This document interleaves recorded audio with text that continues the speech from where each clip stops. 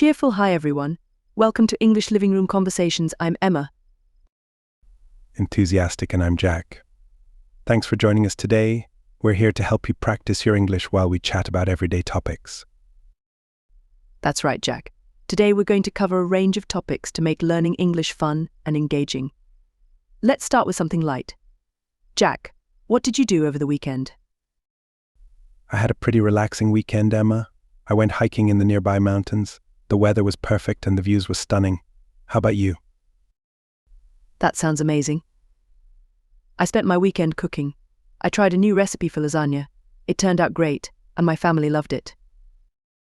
Cooking is a great hobby. It's both relaxing and rewarding. Speaking of hobbies, let's discuss some popular hobbies and how they can help improve English skills. What do you think, Emma? That's a fantastic idea. Reading is a great hobby for learning new vocabulary and understanding sentence structure. Do you have a favorite book you recommend for English learners? Definitely. Charlotte's Web by E.B. White is a great choice. It's a classic story with simple language and a heartwarming plot. What's your recommendation? I recommend Harry Potter and the Sorcerer's Stone by J.K. Rowling. It's a bit more challenging, but it's so engaging that it keeps readers motivated to understand the story. Those are both great books. Another fun way to improve English is by watching movies and TV shows. Do you have any favorites that are good for learners? Yes, I think Friends is an excellent TV show for English learners. The language is conversational, and the episodes are funny and engaging. Plus, you can learn a lot about American culture. Friends is a classic. I also recommend The Big Bang Theory. The humor is great, and it covers a range of topics from daily life to scientific concepts. Great suggestions, Jack. Let's talk about another topic, travel. Traveling is a wonderful way to practice English. Have you traveled anywhere recently? Yes, I went to Japan last year. It was an incredible experience.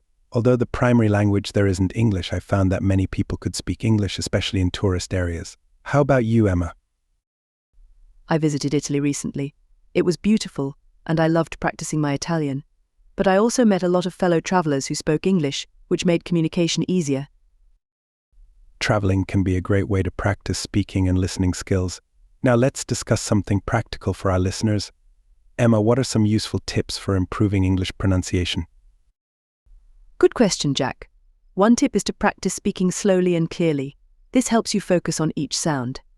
Another tip is to listen to native speakers and try to mimic their pronunciation. What tips do you have, Jack?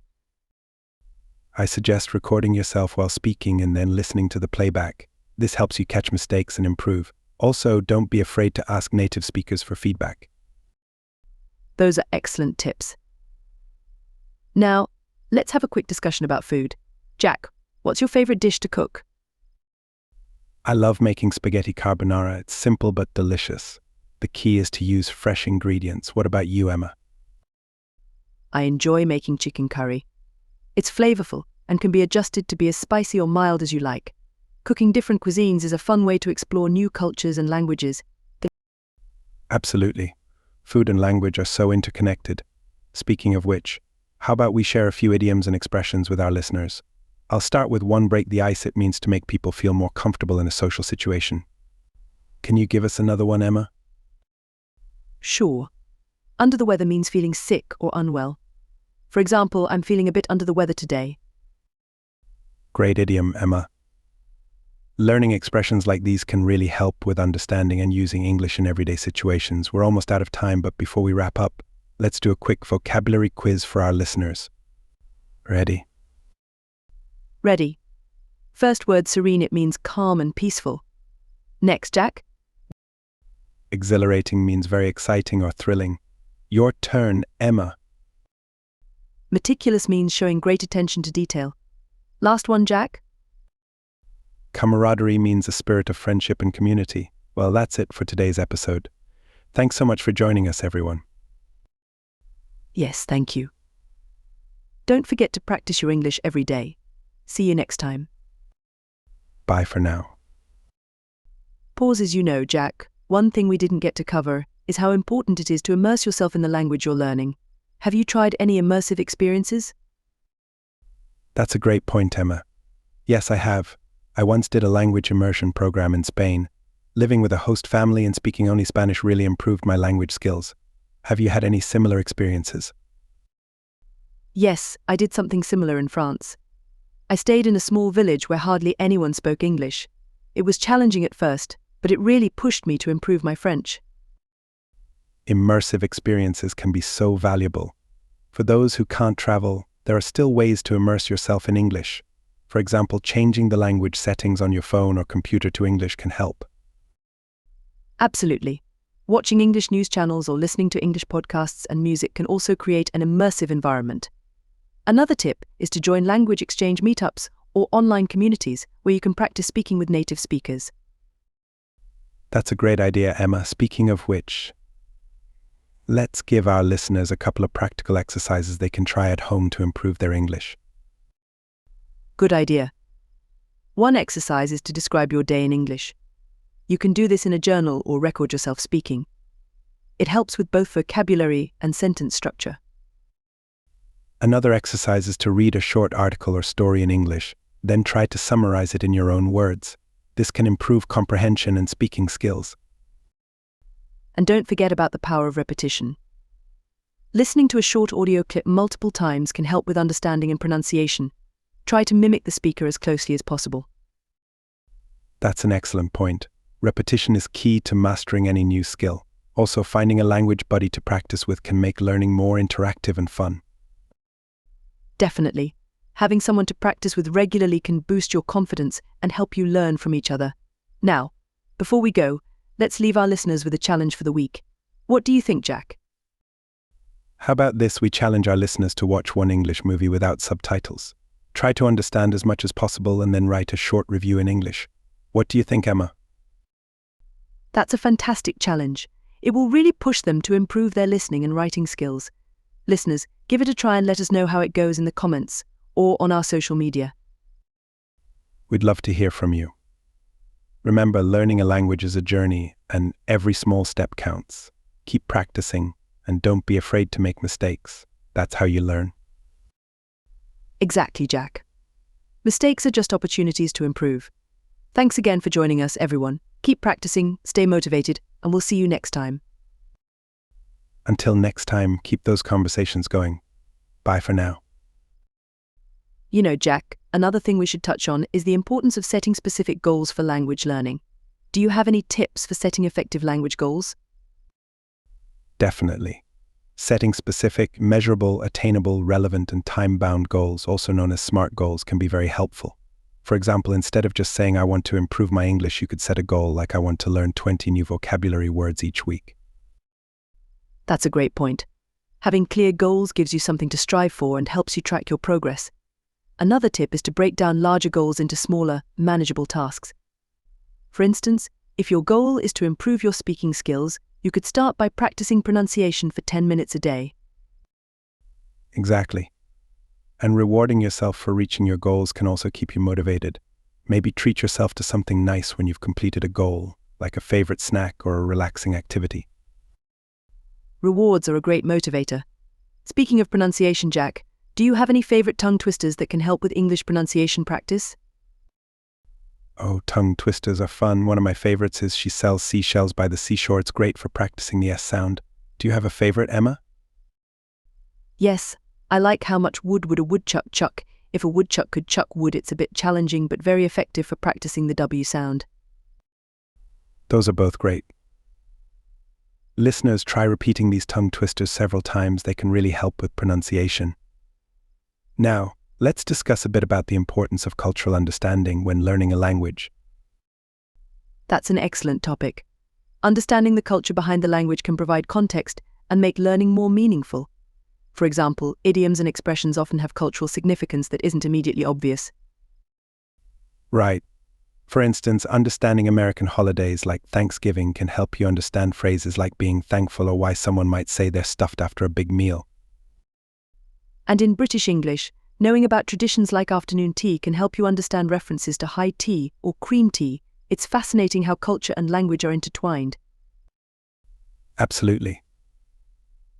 Learning about the culture can also make language learning more enjoyable and interesting. Have you found any cultural aspects particularly interesting or challenging, Emma? I found learning about different politeness levels in Japanese to be quite challenging but interesting. The language changes depending on the formality of the situation, which is very different from English. That's a great example. In English, we don't change the language structure based on formality as much, but we do use different words and phrases. Understanding these nuances can really enhance communication skills. Yes, and being aware of cultural differences can also prevent misunderstandings. It's important to be respectful and open-minded when communicating with people from different backgrounds. Very true. Now, let's share a few resources that can help our listeners immerse themselves in English and learn about the culture. One resource I recommend is watching TED Talks. They cover a wide range of topics and are great for learning new vocabulary and getting exposed to different accents. TED Talks are fantastic. Another great resource is reading online newspapers or magazines in English, like The Guardian or The New York Times. They provide current events and interesting articles that can help improve reading skills and cultural knowledge. Those are great suggestions, Emma. Also, language learning apps like Duolingo or Babbel can provide structured lessons and practice exercises. They're very helpful for building vocabulary and grammar skills. Absolutely. And for those who enjoy social media, following English-speaking influencers or joining English language learning groups on platforms like Facebook or Instagram can provide daily practice and community support. Engaging with a community of learners can be very motivating. It's also a great way to make friends and practice conversational skills. Before we wrap up, Emma, do you have any final tips for our listeners? Yes, I'd say be patient with yourself. Learning a new language takes time and effort. Celebrate your progress, no matter how small, and don't be afraid to make mistakes. They're a natural part of the learning process. Great advice, Emma. And remember, practice makes perfect. The more you use the language, the more comfortable you'll become. Keep at it, and you'll see improvement over time. That's right. Thanks again for joining us, everyone. We hope you found today's episode helpful and enjoyable. Keep practicing, stay motivated, and we'll see you next time. Until next time, keep those conversations going. Bye for now. That's right. Thanks again for joining us, everyone. We hope you found today's episode helpful and enjoyable. Keep practicing, stay motivated, and we'll see you next time. Until next time, keep those conversations going. Bye for now. You know, Emma, one topic we haven't covered much is the role of technology in language learning. Have you used any tech tools or apps that you found particularly helpful? That's a great point, Jack. I found language exchange apps like Tandem and HelloTalk to be very useful. They connect you with native speakers who are also learning your language so you can practice together. I've heard good things about those apps. They're great for getting real conversational practice. I've also used Anki for building vocabulary. It's a flashcard app that uses spaced repetition to help you remember words more effectively. Anki is fantastic for memorization. Another tool I love is Grammarly. It's not just for checking grammar and spelling, it also helps with style and tone, which is great for writing practice. Grammarly is a great recommendation. And for listening practice, I recommend using podcasts or audiobooks. They're perfect for improving comprehension skills while multitasking, like during a commute or while exercising. Podcasts are wonderful. For those who like a bit of structure, online courses on platforms like Coursera or Udemy can provide comprehensive lessons on different aspects of English, from grammar to business communication. Yes, structured courses can be very helpful. They often include quizzes and assignments to test your understanding. Speaking of testing, taking practice tests can be a great way to prepare for language proficiency exams like the IELTS or TOEFL. Absolutely. Practice tests can help you get familiar with the format and timing of the exams, reducing anxiety on test day. And don't forget about the importance of feedback. Whether it's from a teacher, a language partner, or even an app, feedback helps you identify areas for improvement. Feedback is crucial. And for those looking for a bit more interaction, participating in online forums like Reddit's Our Language Learning or joining virtual language cafes can provide valuable practice and community support. Great suggestions, Jack. Engaging with a community can make the learning process more enjoyable and less isolating. Now, let's share a few more idioms and expressions with our listeners. How about barking up the wrong tree, Jack? That's a good one. It means to pursue a mistaken or misguided course of action. For example, if you think learning English is impossible, you're barking up the wrong tree. How about beat around the bush, Emma? It means to avoid talking about what's important. For example, stop beating around the bush and tell me what happened. Another useful one is the elephant in the room, which refers to an obvious problem that everyone is ignoring. Idioms like these can be tricky but are very useful for sounding more natural in conversations. Let's move on to discussing common mistakes English learners make and how to avoid them. Emma, what's a common mistake you've noticed?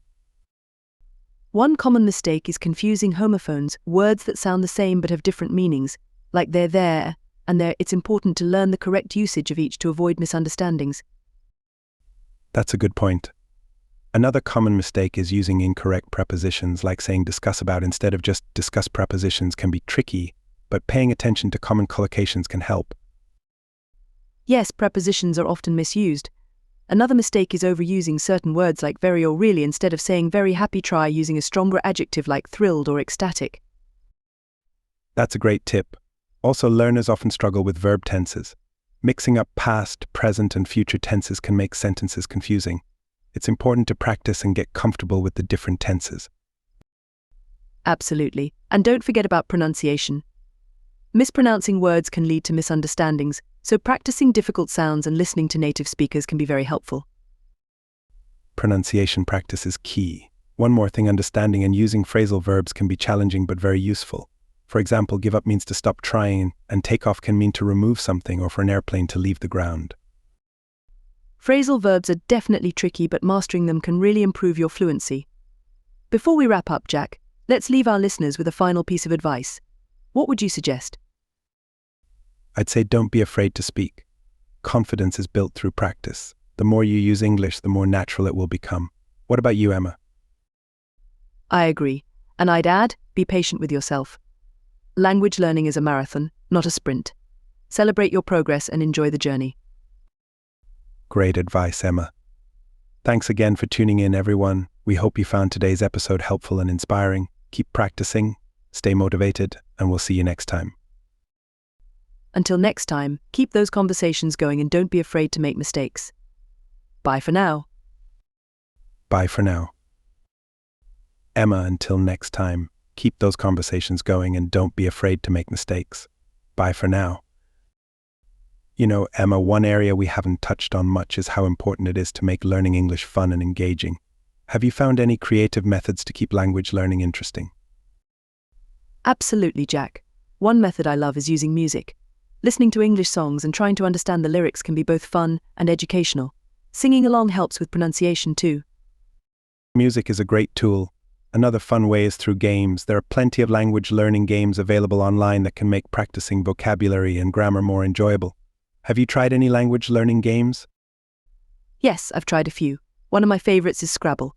It's a classic word game that's great for building vocabulary. There are also apps like Duolingo that gamify the learning process, making it feel less like studying and more like playing. Duolingo is fantastic for that. Another creative method is storytelling. Creating short stories or even comics in English can be a fun way to practice writing and expand your vocabulary. Plus, it encourages creativity. That's a wonderful idea. Storytelling can be very engaging. For those who enjoy visual learning, watching English language YouTube channels or educational videos can be both entertaining and informative. Absolutely. Channels that focus on hobbies or interests you enjoy, like cooking, technology, or travel, can provide context-specific vocabulary that's relevant to your passions. Great point, Jack. And for those who like a bit of a challenge, participating in English-speaking clubs or debate groups can be very rewarding. It not only improves speaking skills but also helps with critical thinking and quick responses. Debate groups are excellent for that. Another method is using language learning through virtual reality. There are VR apps designed to immerse you in different environments where you can practice real-life conversations in English. Virtual reality is an exciting tool. It provides an immersive experience that can be very effective. And for those who love reading, joining a book club can be both social and educational. Discussing a book in English with others can deepen your understanding and provide new perspectives. Book clubs are a fantastic idea. They combine reading with speaking practice. Speaking of reading, let's share a few more book recommendations for different levels. For beginners, I'd suggest The Little Prince by Antoine de Saint-Exupéry. It's simple yet profound. That's a great choice. For intermediate learners, I'd recommend Animal Farm by George Orwell. It's relatively short and the language is straightforward, but it offers a lot to think about. Excellent recommendation, Emma. For advanced learners, I'd suggest 1984 by George Orwell. It's more complex but very engaging and thought-provoking. It's a good way to challenge yourself and expand your vocabulary. Definitely. Reading books at different levels helps build a robust vocabulary and enhances comprehension skills. Now, let's talk about another aspect of language learning: consistency. How can learners stay consistent in their practice, Jack? Consistency is key to language learning. One way is to set a regular schedule. Even if it's just 15 to 20 minutes a day, daily practice can make a huge difference. What do you think, Emma? I agree. Setting aside a specific time each day for language practice can help build a habit. It's also important to mix up your activities to keep things interesting. For example, one day you could focus on listening, another day on speaking, and so on. Variety definitely keeps it interesting. Another tip is to keep a language journal. Write down new words and phrases you learn, as well as your thoughts and experiences in English. It's a great way to track your progress and reflect on your learning journey. That's a fantastic idea. A language journal can also serve as a personal dictionary and a motivational tool. Seeing how much you've learned over time can be very encouraging. Absolutely. And don't forget to celebrate your milestones, no matter how small. Whether it's completing a language course, finishing a book in English, or having a successful conversation, acknowledging your achievements keeps you motivated. Celebrating milestones is so important. It reminds you of how far you've come and encourages you to keep going. Before we wrap up, let's share some motivational quotes for language learners. Do you have a favorite, Jack? Yes, one of my favorites is by Nelson Mandela. If you talk to a man in a language he understands, that goes to his head. If you talk to him in his language, that goes to his heart. It emphasizes the power of learning and using another language. That's a beautiful quote. Another one I love is by Frank Smith: one language sets you in a corridor for life. Two languages open every door along the way. It highlights the endless opportunities that come with knowing multiple languages. Those are both very inspiring quotes. Remember, language learning is a journey filled with challenges and rewards. Stay patient, stay motivated, and enjoy the process. Absolutely. Thanks again for joining us, everyone. We hope you found today's episode helpful and inspiring. Keep practicing, stay motivated, and we'll see you next time. Until next time, keep those conversations going and don't be afraid to make mistakes. You know, Emma, there's another aspect we should discuss: the importance of using English in real-life situations. Have you had any experiences where using English in real-life situations helped you improve? Absolutely, Jack. One of my most memorable experiences was when I traveled to an English-speaking country and had to navigate daily life using English. Ordering food at restaurants, asking for directions, and even small talk with locals really improved my confidence and fluency. That's a great example. Real-life practice is invaluable. For those who can't travel, creating situations where you can use English is still possible. For instance, you could try speaking English at home for a certain period each day, or join local events where English is spoken. That's a fantastic idea. Another practical tip is to use English in your hobbies. If you love cooking, follow recipes in English. If you're into gaming, try playing online games with English-speaking players. It makes the learning process enjoyable and practical. Integrating English into your hobbies is a great strategy. Also, consider volunteer opportunities where you can use English. Volunteering at local events, schools, or community centers can provide excellent practice and help others at the same time. Volunteering is a wonderful way to give back and practice language skills. Speaking of giving back, let's talk about teaching.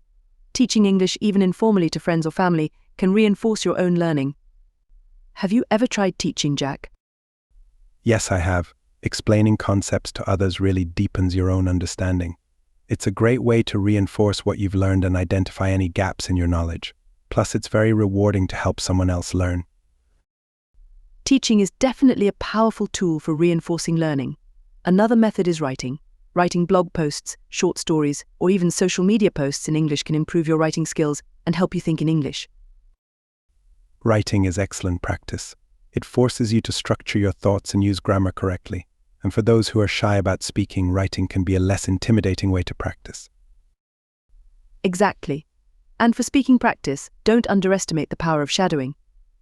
Listen to a short audio clip and try to mimic the speaker exactly, matching their speed, intonation, and pronunciation.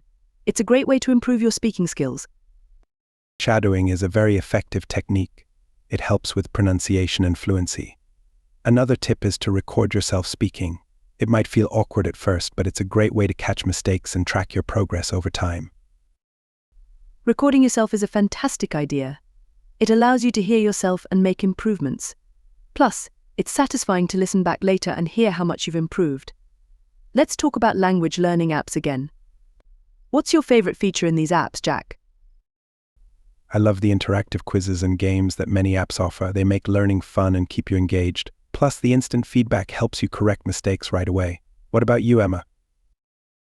I enjoy the speaking and listening exercises. Apps that allow you to practice conversation with AI or other learners are very helpful. They provide a safe space to practice speaking without the pressure of a live conversation. Those features are definitely beneficial. Now, let's share some final tips for our listeners. Emma, what's one last piece of advice you'd give to someone learning English? I'd say, immerse yourself as much as possible. Surround yourself with English through books, music, movies, and conversations. The more you're exposed to the language, the more natural it will become. How about you, Jack? My advice would be to stay consistent and be patient. Language learning is a long-term journey, and it's okay to make mistakes. Every mistake is a learning opportunity, so embrace them and keep going. Great advice, Jack. And remember, everyone, to enjoy the process. Language learning can be fun and rewarding, so find what works best for you and stick with it. Exactly. Thanks again for joining us, everyone. We hope you found today's episode helpful and inspiring. Keep practicing, stay motivated, and we'll see you next time.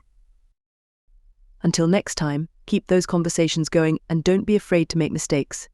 Bye for now. Bye for now.